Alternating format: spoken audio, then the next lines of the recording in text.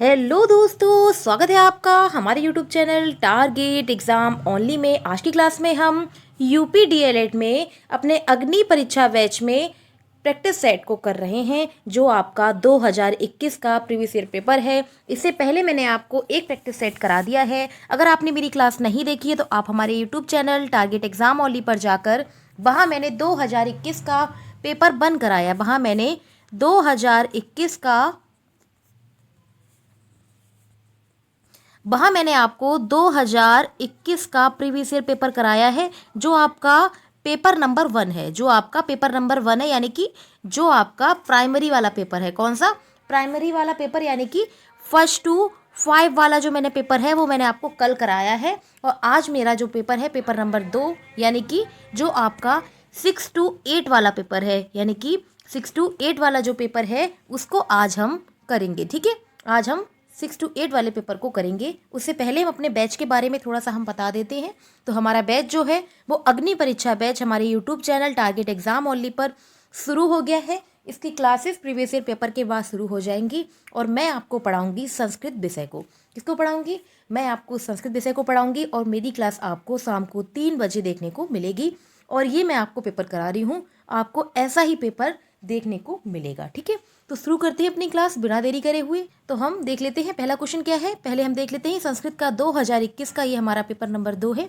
इससे पहले मैंने आपको पेपर 1 करा दिया है। अगर आपने क्लास नहीं देखी तो आप जाकर देख सकते हैं। तो पहला क्वेश्चन देखते हैं। पहला क्वेश्चन है, क्वेश्चन नंबर 1 देखते हैं। क्वेश्चन नंबर 1 है धूता पात्र है। धूता पात्र यानी कि कोई रचना है, उसमें एक पात्र है, मतलब एक व्यक्ति का नाम है धूता। यानी कि कौन सी रचना में धूता एक पात्र है, इसमें हमें बताना है कौन सी रचना में धूता एक पात्र है। ऑप्शन ए है मृच्छकटिकम, ऑप्शन बी है मुद्रा राक्षम, ऑप्शन सी है मालिका अग्निमित्रम और ऑप्शन डी है मालती माधव। तो क्वेश्चन नंबर 1 का करेक्ट आंसर क्या होगा? आंसर बताइए। तो मृच्छकटिकम किसकी है? मृच्छकटिकम है शूद्रक की। किसकी है? शूद्रक की है। ठीक है, मृच्छकटिकम किसकी? मुद्रा राक्षस किसकी है? नंबर 1 का आंसर क्या होगा कि धूता पात्र है। धूता कौन सी रचना का पात्र है? तो इस क्वेश्चन का करेक्ट आंसर हो जाएगा ऑप्शन नंबर ए, मृच्छकटिकम। जो रचना है मृच्छकटिकम क्या है? एक नाटक है। यह क्या है? एक नाटक है जिसमें धूता क्या है? एक पात्र है, जिसमें धूता एक पात्र है। और यह रचना किसकी है? तो यह रचना जो है वो शूद्रक की है। किसकी है? यह रचना शूद्रक की है। एग्जाम में क्वेश्चन पूछा जा सकता है कि मृच्छकटिकम रचना किसकी है? तो मृच्छकटिकम रचना किसकी है? शूद्रक की एक रचना है। रचना क्या है? एक ये नाटक है जिसमें एक धूता क्या है? एक पात्र है, यानी कि एक गरीब व्यक्ति है जिसके ऊपर ये कहानी या नाटक लिखा गया है। ठीक है, नेक्स्ट क्वेश्चन देखते हैं। क्वेश्चन नंबर 2 क्या है? क्वेश्चन नंबर 2 है गंगा यमुना के संगम का वर्णन प्राप्त है। तो गंगा यमुना के संगम का वर्णन किस में प्राप्त है? ऑप्शन ए है रघुवंशम में, ऑप्शन बी है कादंबरी में, ऑप्शन सी है किरातार्जुनीय में। ठीक है, ऑप्शन नंबर सी है किराता अर्जुनियम में, ऑप्शन डी है हर्षचरितम में। तो इस क्वेश्चन का आंसर क्या होगा? क्वेश्चन नंबर 2 का करेक्ट आंसर क्या होगा कि गंगा यमुना के संगम का वर्णन किस रचना में किया गया है। तो आप देख सकते हैं कहाँ से कितने टफ क्वेश्चन बन रहा है, यानी कि रचनाओं के अंदर से पात्र का नाम पूछा जाता है, या फिर इस प्रकार से क्वेश्चन आता है कि गंगा यमुना के संगम का वर्णन किस में मिलता है। तो इस क्वेश्चन का करेक्ट आंसर क्या होगा? तो इस क्वेश्चन का करेक्ट आंसर हो जाएगा ऑप्शन नंबर ए, रघुवंशम में। किसमें? रघुवंशम में। ठीक है, नेक्स्ट क्वेश्चन देखते हैं। क्वेश्चन नंबर 3 क्या है? क्वेश्चन नंबर 3 है, नेक्स्ट क्वेश्चन देखते हैं। क्वेश्चन नंबर 3 क्या है? क्वेश्चन नंबर 3 है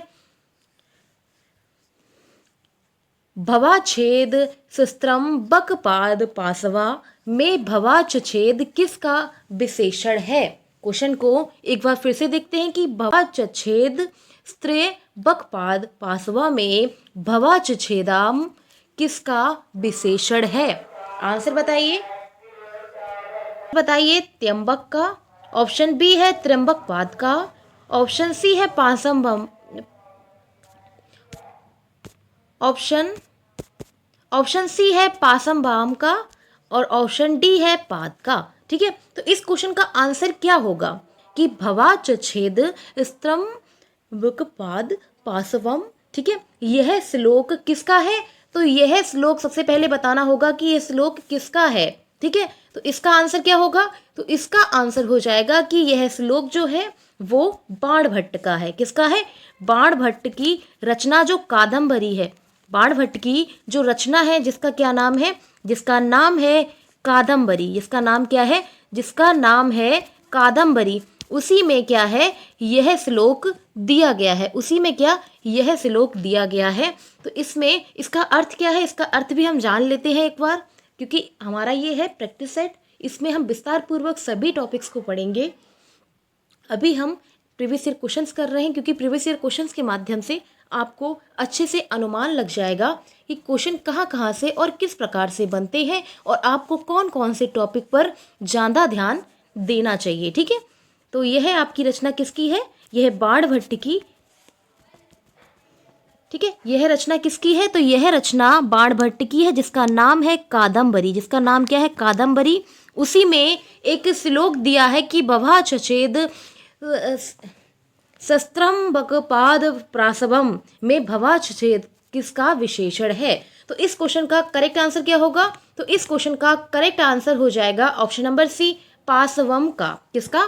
पासवम का। तो अब हम इस श्लोक का हिंदी अनुवाद देख लेते हैं कि इसको हिंदी में इसका क्या अर्थ होता है। हिंदी में इसका क्या अर्थ होता है? तो इसका अर्थ क्या है कि भवा चछेद शिस्त्र वकपाद वासवम, यानी कि भगवान शिव के चरणों की धूल हमें मुक्ति देती है। जिसमें से भवा छछेद क्या है? भवा छछेद का अर्थ होता है, इसका अर्थ क्या होता है? इसका अर्थ होता है मुक्ति देना। क्या होता है? इसका अर्थ होता है मुक्ति देना। ठीक है, नेक्स्ट क्वेश्चन देखते हैं। क्वेश्चन नंबर 4 क्या है? क्वेश्चन नंबर 4 है यमक अलंकार होता है। यमक अलंकार होता है। तो क्या होता है यमक अलंकार? उसका आंसर बताइए। ऑप्शन ए है सार्थक वर्णों समूह की पुनरावृत्ति को कहते हैं। ऑप्शन बी है अनर्थक वर्ण समूह की पुनरावृत्ति को कहते हैं।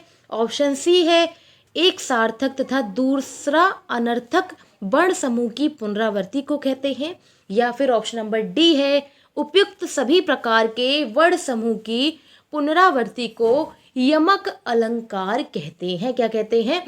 यमक अलंकार कहते हैं। तो क्वेश्चन नंबर 4 का करेक्ट आंसर क्या होगा? आंसर बताइए।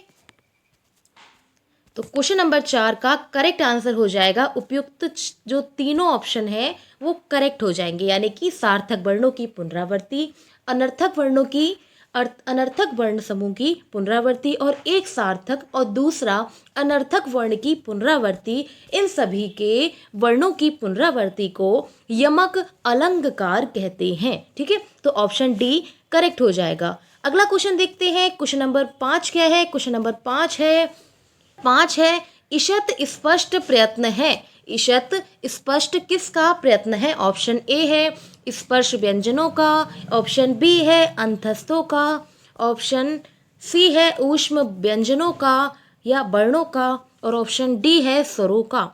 तो इस क्वेश्चन का आंसर बताइए कि ईशत स्पष्ट प्रत्यय है तो यह किसका उदाहरण है? आंसर बताइए। तो इस क्वेश्चन का करेक्ट आंसर हो जाएगा ऑप्शन नंबर बी अंतस्थों का। किसका? अंतस्थ का। तो अंतस्थ व्यंजन कौन से होते हैं? तो अंतस्थ व्यंजन किसे कहते हैं? तो आपको पता होगा, मैंने आपको कल के प्रैक्टिस सेट में भी बताया था कि अंतस्थ व्यंजन या रा ला वा को कहते हैं। किसको कहते हैं? यारा लावा को कहते हैं। ठीक है, तो अंतस्थ व्यंजन किसे कहते हैं? यारा लावा को कहते हैं। जबकि स्पर्श व्यंजनों की संख्या कितनी होती है? 25 होती है। जो कचट तप होता है, का से पा तक के सभी वर्ण जो होते हैं, 25 वर्ण जो होते हैं, उन्हें स्पर्श व्यंजन कहते हैं। जबकि ऊष्म वर्ण किसे कहते हैं? तो ऊष्म वर्ण कहते हैं शाशा शाह को। किसको? शाशा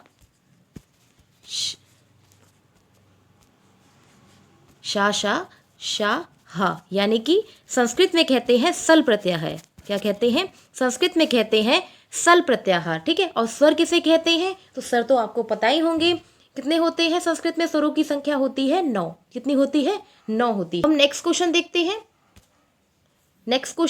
हैं। क्वेश्चन नंबर ठीक है, अब हम नेक्स्ट क्वेश्चन देखते हैं। नेक्स्ट क्वेश्चन क्या है? Question number 6। क्वेश्चन नंबर 6 क्या है? अधोलिखित पदों में कौन सा प्रगहा संज्ञक है? क्वेश्चन को एक बार फिर से देखते हैं कि अधोलिखित पदों में कौन सा प्रगहा संज्ञक है। प्रगहा संज्ञक क्या कहते हैं? जिसमें क्या होता है,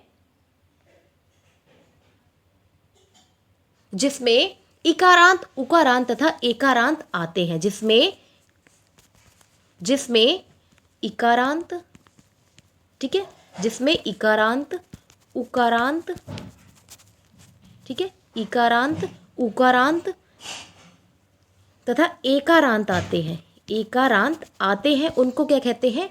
प्रगहा संज्ञक कहते हैं। तो क्वेश्चन का आंसर क्या होगा? ऑप्शन ए है हरि, ऑप्शन बी है विष्णु, ऑप्शन सी है गंडगे और ऑप्शन नंबर डी है उपयुक्त सभी।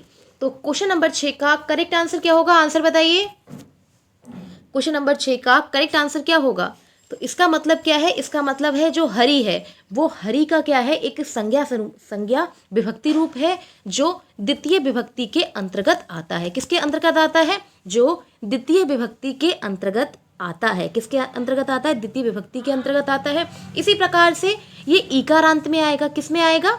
बड़ी ईकारांत में आएगा, यानी कि बड़ी की मात्रा है तो ये किस में आएगा? ईकारांत में आएगा। इसी प्रकार से विष्णु, विष्णु क्या है? ये भी द्वितीय में आएगा और ये आएगा उकारांत में। किस में आएगा? ये आएगा उकारांत में। और थर्ड क्या है? थर्ड है गंडगे। क्या है? गंडगे यानी कि गंगा जिसको कहते हैं, ये भी द्वितीय में आएगा और आएगा ये किस में? और ये आएगा एकारांत में, यानी कि एक ही मात्रा लगी है तो ये आएगा एकारांत में। तो ये तीनों क्या हो जाएंगे? ये प्रगहा संज्ञक कहलाते हैं। क्या कहलाते हैं? ये प्रगहा संज्ञक कहलाते हैं। तो क्वेश्चन नंबर 6 का करेक्ट आंसर क्या हो जाएगा? क्वेश्चन नंबर 6 का करेक्ट आंसर हो जाएगा ऑप्शन नंबर डी, उपयुक्त सभी। क्या होगा करेक्ट आंसर? उपयुक्त सभी। नेक्स्ट क्वेश्चन देखते हैं। क्वेश्चन नंबर 7 क्या है? क्वेश्चन नंबर 7 है, क्वेश्चन नंबर 7 है समस्त पद रूप बर्दाए का विग्रह होगा। क्वेश्चन नंबर 7 क्या है? कि समस्त पद रूप बर्दाए बर्द आयाम का विग्रह रूप होगा। तो ऑप्शन ए है रूपवती चा भार्या चा, ऑप्शन बी है रूपवती भार्या यस्य सा, और ऑप्शन सी है रूपवती भार्या यस्या सा, और ऑप्शन नंबर डी है रूपवती भार्या यस्य सा। तो इस क्वेश्चन का आंसर क्या होगा? क्वेश्चन नंबर 7 का करेक्ट आंसर बताइए कि समस्त पद रूप बर्दायाम का विग्रह होगा। तो इस क्वेश्चन का करेक्ट आंसर क्या होगा? इस क्वेश्चन का करेक्ट आंसर हो जाएगा ऑप्शन नंबर बी, रूपवती भार्या यस्य सा। क्या है? रूपवती भार्या यस्य सा। ठीक है, नेक्स्ट क्वेश्चन देखते हैं। तो ये हमारा कहाँ का क्वेश्चन है? तो ये आपका समास विग्रह का क्वेश्चन है। कहाँ का है? समास विग्रह का ये क्वेश्चन है, विग्रह का क्वेश्चन है। नेक्स्ट क्वेश्चन देखते हैं। क्वेश्चन नंबर 8 क्या है? क्वेश्चन नंबर 8 है हन धातु लट लकार प्रथम पुरुष बहुवचन का रूप है। तो क्वेश्चन नंबर 8 का करेक्ट आंसर बताइए कि हन धातु लट लकार प्रथम पुरुष बहुवचन का रूप है। तो लकार क्या है? लट लकार क्या होते हैं? ठीक है, लकार को हम विस्तार पूर्वक जानेंगे। जो लकार होते हैं वो विभिन्न प्रकार के होते हैं, लट लकार, लोट लकार, लिट लकार। तो ये सब क्या होते हैं? लकार के प्रकार होते हैं। तो इसी में से क्वेश्चन पूछा गया है कि जो हन धातु है वो लट लकार प्रथम पुरुष बहुवचन का रूप है। तो इस क्वेश्चन का आंसर क्या होगा? ऑप्शन ए है हंती, ऑप्शन बी है हनंती, ऑप्शन सी है हंसी और ऑप्शन नंबर डी है हनमी। क्या है? हनमी। तो इसको हम देख लेते हैं। एक बार मैं आपको बता देती हूँ, इसका चार्ट बना के दिखा देती हूँ कि यहाँ पर क्या होगा? प्रथम पुरुष, मध्यम पुरुष और उत्तम पुरुष, और क्या होगा? उत्तम पुरुष। ठीक है, तो क्या होते हैं? ऊपर आ जाएगा एक वचन, द्विवचन, बहुवचन। क्या होगा? एक वचन, द्विवचन और बहुवचन। ठीक है, तो कैसे होते हैं? प्रथम पुरुष में आता है हंती, प्रथम पुरुष में क्या आता है? हंती आता है। द्वितीय पुरुष में क्या आता है? हंता। और बहुवचन में क्या आता है? बहुवचन में आता है हनंती। क्या होता है? हंती, हंता, हनंती। क्या होता है? हंती, हंता, हनंती। और यहाँ पर क्या आएगा? मध्यम पुरुष में हंसी, हंता, हनत, हंसी, हंथा, ठीक है, हथा, ठीक है, हथ। और उत्तम पुरुष में क्या आएगा? उत्तम पुरुष में आएगा हनमी, हनमी, हनवा, हनमा, क्या होगा? हनवी, हनमा, हनवा। ठीक है, तो क्वेश्चन में पूछा गया है, क्वेश्चन में क्या पूछा गया इसको एक बार देखते हैं। ठीक है, तो क्वेश्चन को एक बार फिर से देखते हैं कि क्वेश्चन में क्या पूछा गया है, कि लट लकार, क्वेश्चन में क्या पूछा गया है।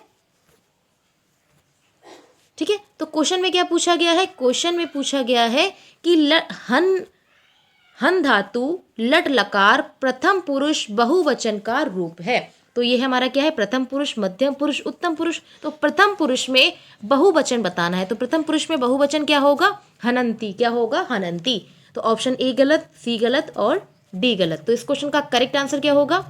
तो क्वेश्चन नंबर 8 का करेक्ट आंसर क्या होगा? तो क्वेश्चन नंबर 8 का करेक्ट आंसर हो जाएगा ऑप्शन नंबर बी। क्या हो जाएगा करेक्ट आंसर? हनंती। ऑप्शन नंबर बी करेक्ट हो जाएगा। अगला क्वेश्चन देखते हैं, क्वेश्चन नंबर 9 क्या है? क्वेश्चन नंबर 9 है, अच उहिड़ी में कौन सी संधि होती है? अच उहिड़ी में कौन सी संधि होती है? तो इस संधि को हम देख लेते हैं, इसका हम क्या करते हैं, इसकी हम संधि देखते हैं। ठीक है, अच उहिड़ी, ये संधि विच्छेद दिया है, तो ये क्या हो जाएगा? अच्छो हिड़ी। क्या हो जाएगा? अच्छो हिड़ी, जिसका हम संधि विक्रय करते हैं कि अच और उहिड़ी। क्या है? अच उहिड़ी। तो अच में क्या आएगा? क्या आएगा?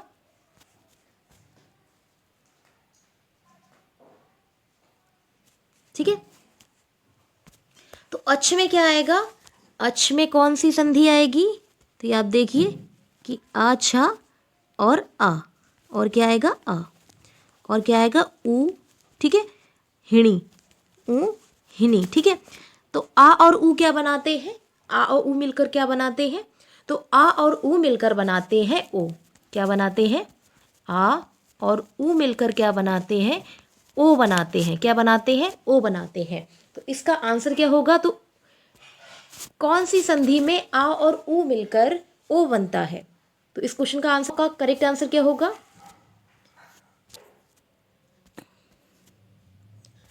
तो क्वेश्चन नंबर 9 का करेक्ट आंसर क्या होगा? क्वेश्चन नंबर 9 का करेक्ट आंसर हो जाएगा वृद्धि संधि। तो क्वेश्चन नंबर 9 का करेक्ट आंसर क्या होगा? ऑप्शन नंबर सी, वृद्धि संधि। ठीक है, जबकि दीर्घ संधि क्या होती है? जबकि दीर्घ संधि क्या होती है? जब दो समान स्वरों को मिलाकर, ठीक है, उसका दीर्घ हो जाता है तो उसे क्या कहते हैं? स्वर संधि कहते हैं। जबकि गुण संधि क्या होती है? आ और ई मिलकर क्या बनता है? आ और ई मिलकर बनता है ए। ठीक है, तो ये कौन सी संधि हो गई? गुण संधि हो गई। जबकि वृद्धि संधि क्या होती है? जबकि वृद्धि संधि क्या होती है? आ और ऊ मिलकर, आ और ऊ मिलकर क्या बने? ओ बने, तो उसे क्या कहते हैं? उसे वृद्धि संधि कहते हैं। तो क्वेश्चन नंबर 9 का करेक्ट आंसर हो जाएगा option number C. Next question देखते हैं, क्वेश्चन नंबर 10 क्या है? क्वेश्चन नंबर 10 है, कौन से स्वर ह्रस्व नहीं है? कौन से स्वर ह्रस्व नहीं है? आंसर बताइए। ऑप्शन ए है ई उ ल, लिर और री। ठीक है, ऑप्शन बी है री और लिर, ऑप्शन सी है ए ओ ए ओ, और ऑप्शन नंबर डी है अंग आहा। तो क्वेश्चन नंबर 10 का करेक्ट आंसर बताइए, आंसर क्या होगा? तो क्वेश्चन नंबर 10 का करेक्ट आंसर क्या होगा? तो इस क्वेश्चन का करेक्ट आंसर हो जाएगा ऑप्शन नंबर सी, कि ए ओ ए ओ। क्या है? ए ओ ए ओ। तो ह्रस्व क्या होते हैं? स्वर जो होते हैं वो 3 प्रकार के होते हैं मात्रा के अनुसार। एक होता है ह्रस्व स्वर, दूसरा होता है दीर्घ स्वर, ठीक है, तीसरा होता है पिलुत स्वर। तीसरा क्या होता है? तीसरा होता है पिलुत स्वर। ठीक है, तीसरा क्या होता है? पिलुत स्वर। तो ह्रस्व में क्या होता है? एक ही मात्रा आए। किसकी?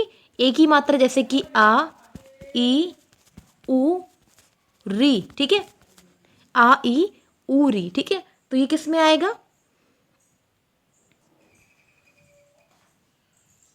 ठीक है, दीर्घ स्वर में क्या आते हैं? दीर्घ स्वर में आते हैं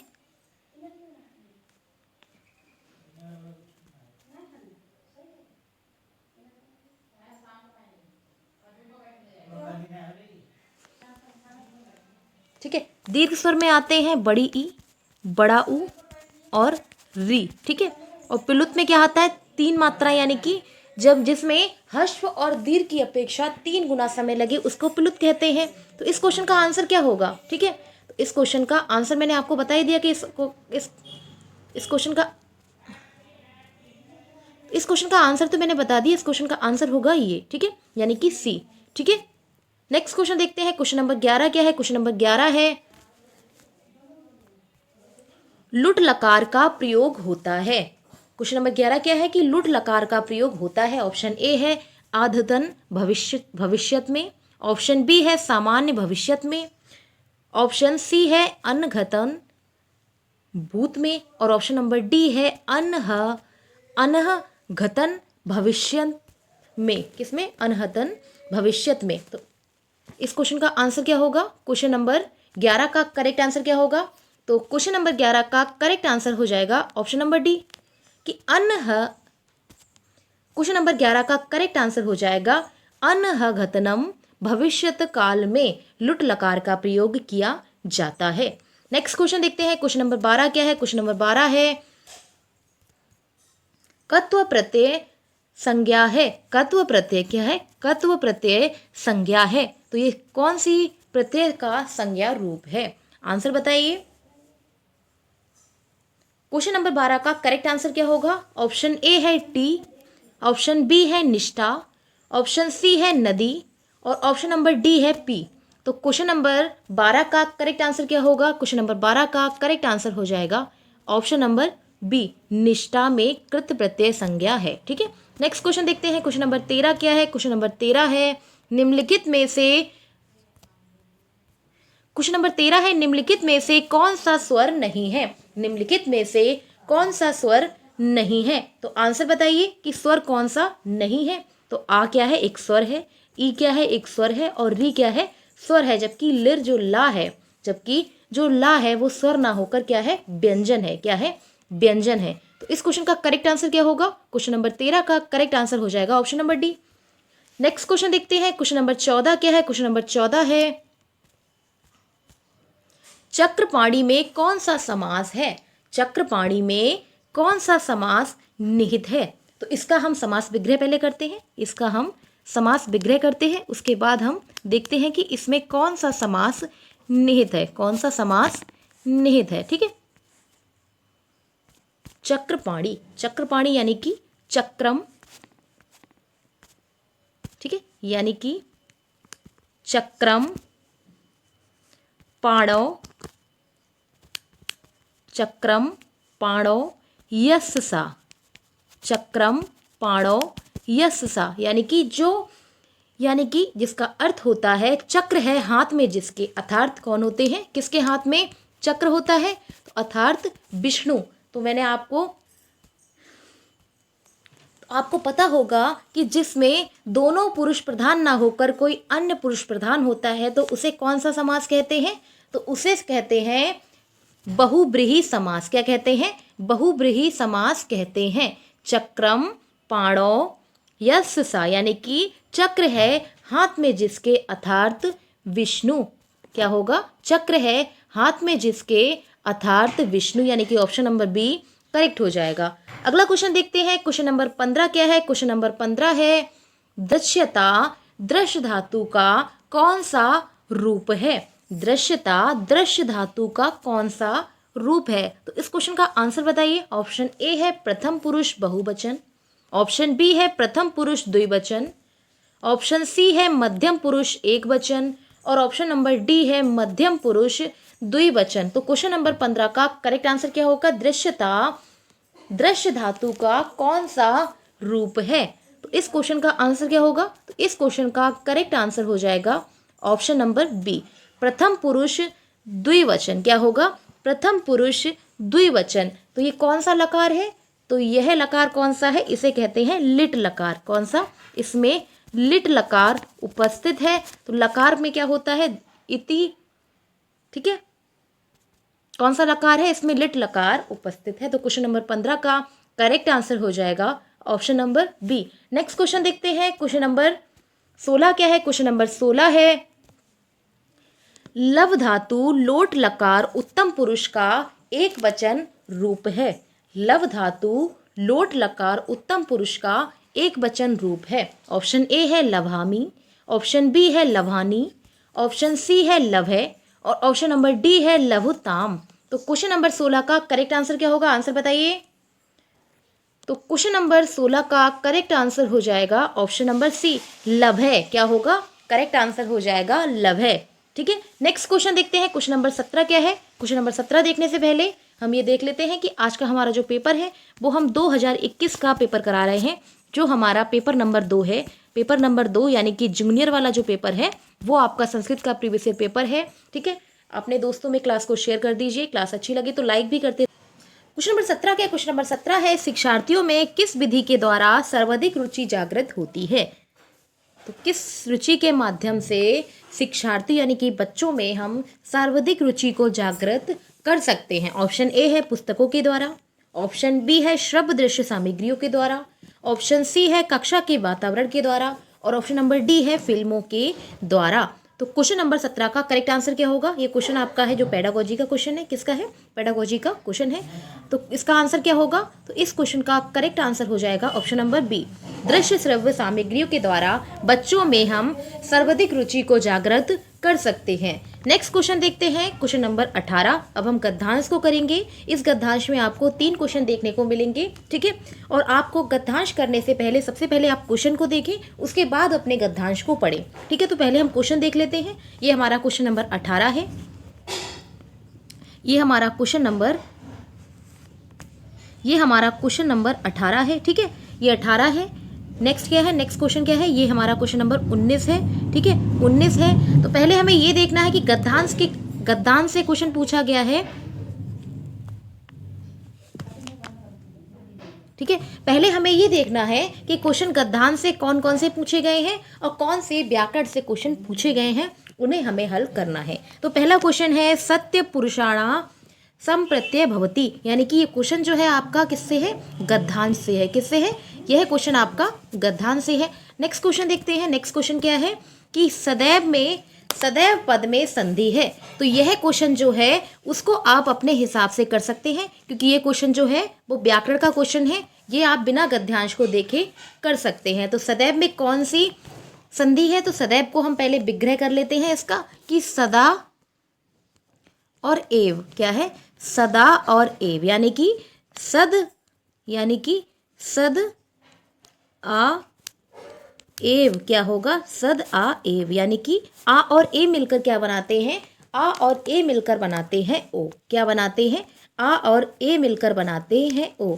तो जिसमें आ और ए मिलकर ओ बनाए वह संधि कौन सी कहलाती है? मैंने आपको पिछले क्वेश्चन में अभी मैंने डिस्कस कराया था कि कौन सी संधि होगी। तो इसमें जो संधि होगी वो होगी वृद्धि संधि। कौन सी संधि होगी? वृद्धि संधि होगी। ठीक है, तो इस क्वेश्चन का आंसर क्या होगा? तो क्वेश्चन नंबर 19 का करेक्ट आंसर क्या होगा? तो क्वेश्चन नंबर 19 का करेक्ट आंसर हो जाएगा ऑप्शन नंबर बी, कि इसमें कौन सी संधि होगी? तो इसमें हो जाएगी वृद्धि संधि, यानी कि संधि विग्रह हो जाएगा सद आ एव। सद आ एव यानी कि ओ, यानी कि ओ। इसी प्रकार से यड़ संधि क्या होती है? यड़ संधि स्वर से मिलकर बनती है। स्वरों का एक प्रकार क्या है? यड़ संधि है। गुण संधि, जबकि गुण संधि क्या है? गुण संधि बनती है आ और ई से मिलकर। किससे बनती है? आ और ई से मिलकर ए का निर्माण करती है, तो वह गुण संधि कहलाती है। और अयादि संधि भी स्वर संधि का ही उदाहरण है। तो इस क्वेश्चन का तो ये सभी जो संधियां हैं वो सभी उदाहरण हैं, ये सभी स्वर संधि के ही उदाहरण हैं। दीर्घ संधि के ही उदाहरण हैं। किसके हैं?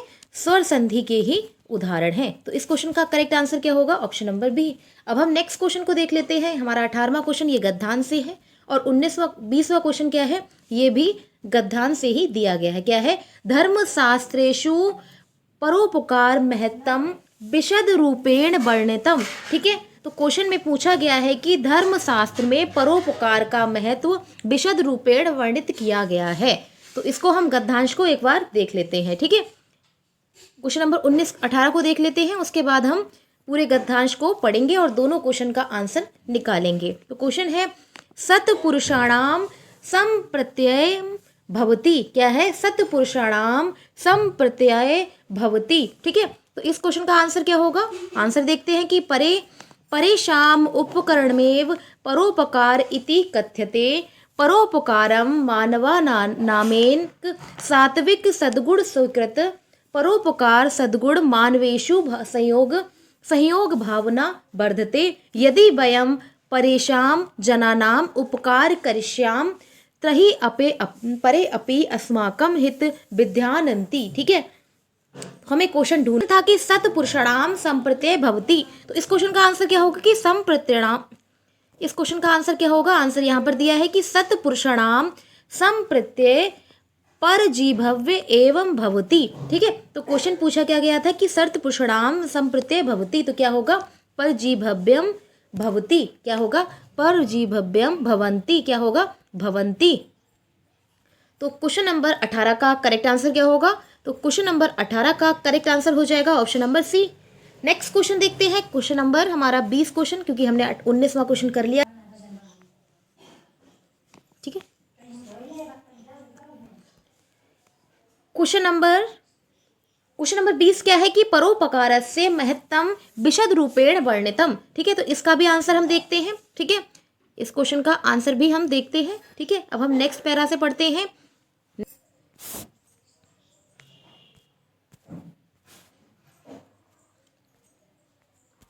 ठीक है, तो हम नेक्स्ट पैरा देखते हैं कि धर्मशास्त्रेषु परोपकारस्य महत्तम विशद रूपेण वर्णितम। तो क्वेश्चन में भी यही पूछा गया है कि परोपकारस्य महत्तम विशद रूपेण वर्णितम। तो इस क्वेश्चन का आंसर क्या होगा धर्मशास्त्रेषु। क्या होगा इस क्वेश्चन का करेक्ट आंसर क्या होगा धर्मशास्त्रेषु। तो क्वेश्चन नंबर 20 का करेक्ट आंसर क्या हो जाएगा ऑप्शन नंबर बी धर्मशास्त्रेषु। नेक्स्ट क्वेश्चन देखते हैं, क्वेश्चन नंबर 21 क्या है।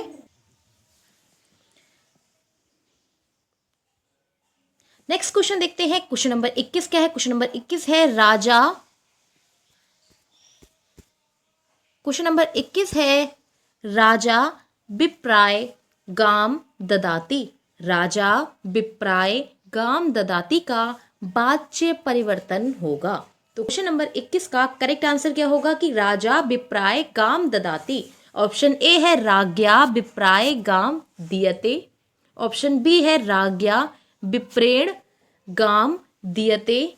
ऑप्शन नंबर सी है राज्ञा विप्रेण गौ दीयते।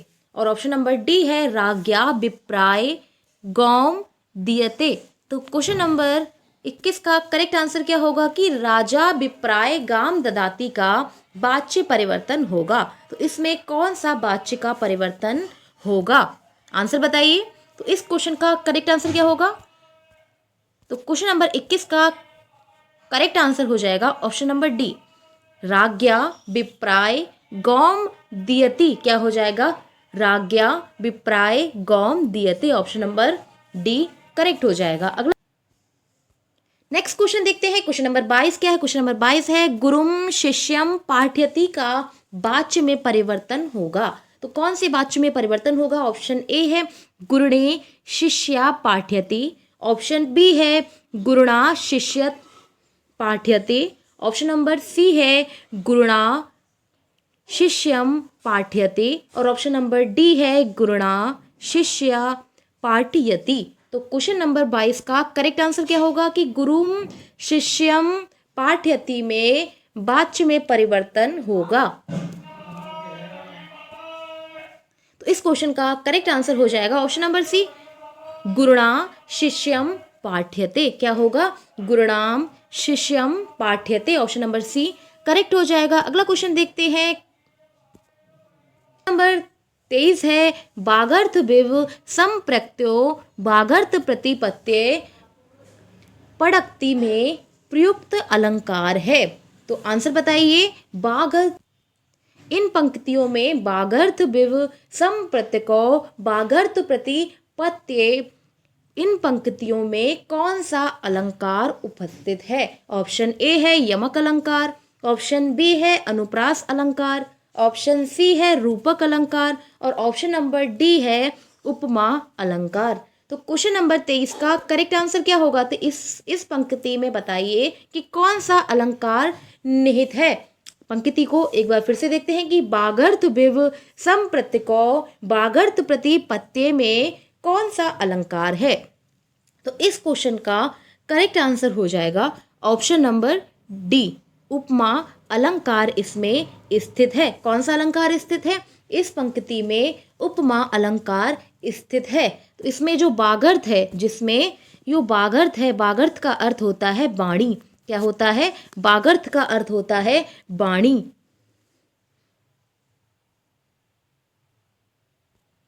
ठीक है, इस पंक्ति का हम अर्थ समझ लेते हैं कि बागर्थ वेव संप्रत्यो बागर्थ प्रतिपत्ति। तो इसका अर्थ होता है, इसमें क्या, इसमें तुलना की गई है। इसमें इस पंक्ति में शिव की तुलना, इस पंक्ति में शिव की तुलना किससे की गई है? तो इस पंक्ति में शिव की तुलना वाणी से की गई है। किससे की गई है? वाणी के अर्थ से की गई है। किससे? वाणी के अर्थ से की गई है। नेक्स्ट क्वेश्चन देखते हैं। क्वेश्चन नंबर 24 क्या है? क्वेश्चन नंबर 24 है बालक। क्वेश्चन नंबर 24 है बालक को लड्डू अच्छा लगता है। तो इसका हमें संस्कृत अनुवाद बताना है कि बालक को लड्डू अच्छा लगता है।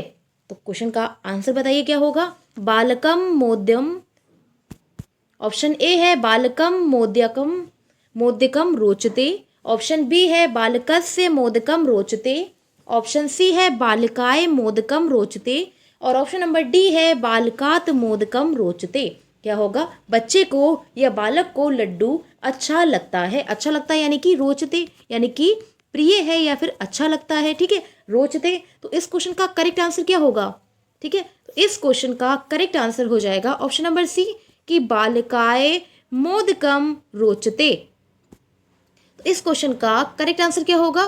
तो इस क्वेश्चन का करेक्ट आंसर हो जाएगा ऑप्शन नंबर सी बालिकाए मोदकम रोचते, यानी कि बालक को लड्डू अच्छा लगता है, यानी कि ऑप्शन नंबर सी करेक्ट हो जाएगा। अगला क्वेश्चन देखते हैं। क्वेश्चन नंबर 25 क्या है? क्वेश्चन नंबर 25 है निम्न में से कौन से ग्रंथ महाभारत पर आश्रित नहीं है? निम्नलिखित में से कौन से ग्रंथ महाभारत पर आश्रित नहीं है? ऑप्शन ए है बेड़ी संहारम, ऑप्शन बी है नैषधीय चरितम, ऑप्शन नंबर सी है स्वप्रसवांस प्रदत्तम। ठीक है, ऑप्शन नंबर डी है शिशुपाल वर्धम। क्या है? शिशुपाल वर्धम।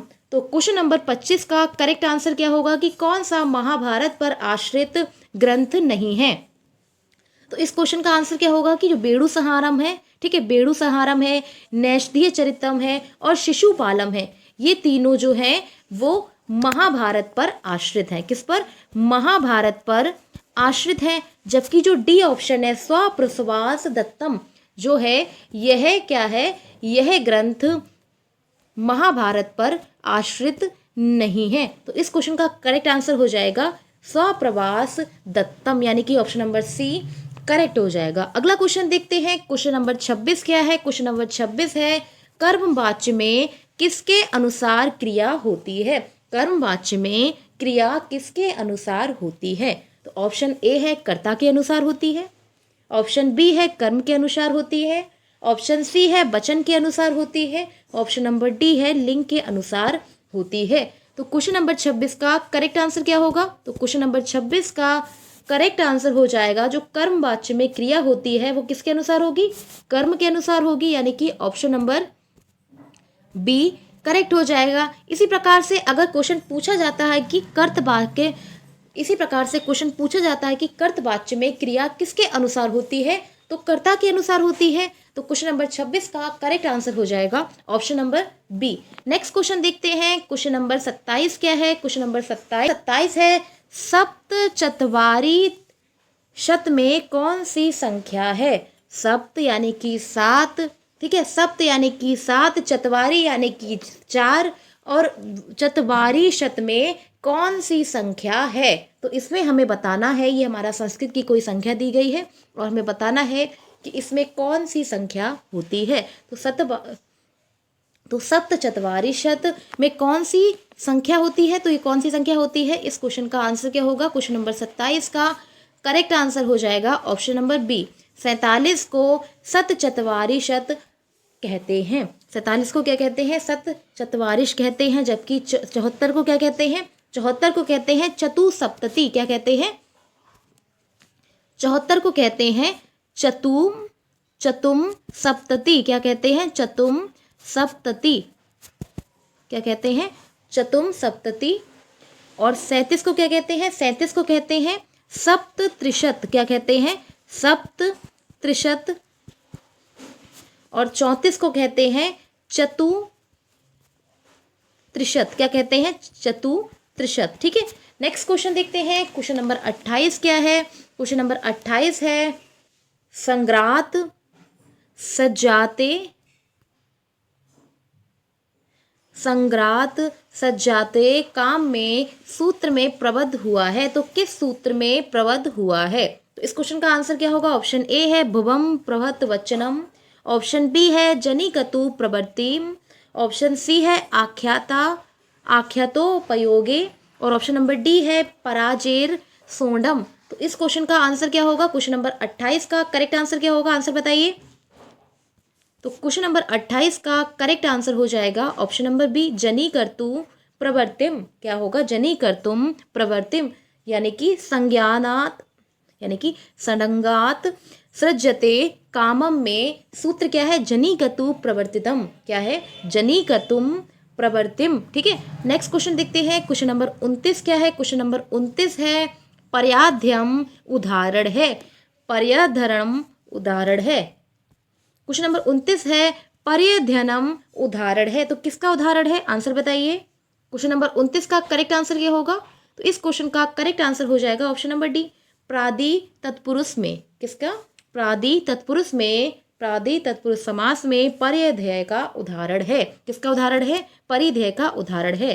तो इसका हम विग्रह कर लेते हैं, इसका हम समास विग्रह कर लेते हैं। तो क्या होगा? परिगिलानो, परिगिलानो अध्ययनाय।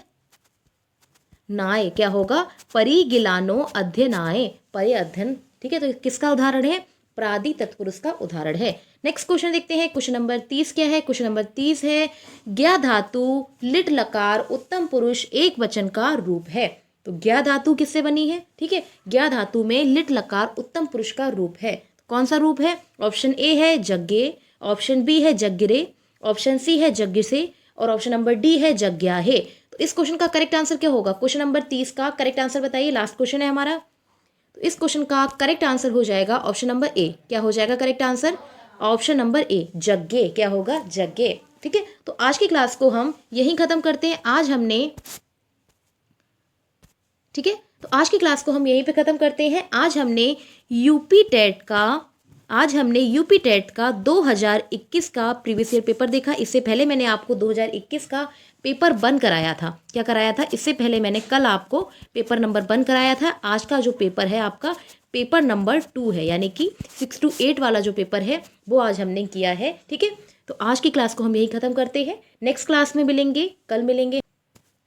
ठीक है, तो कल हम मिलते हैं एक नए प्रीवियस ईयर पेपर के साथ। क्लास अच्छी लगी तो लाइक शेयर सब्सक्राइब करें। Thank you.